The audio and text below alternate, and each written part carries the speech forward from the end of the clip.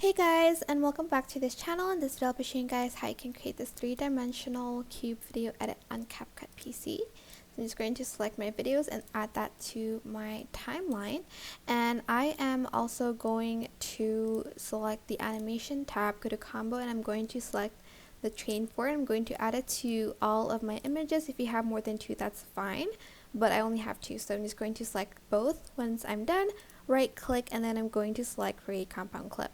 Once I'm done with that, I'm going to select the animation tab, and I am going to select the cube for button. You can also select the others, but I'm just going to select the cube for.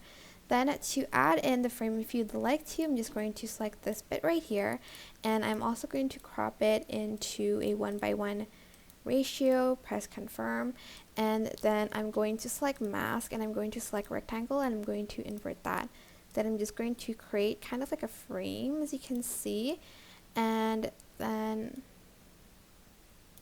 you're just going to go to animation, and you are going to add in the cube for animation to this as well.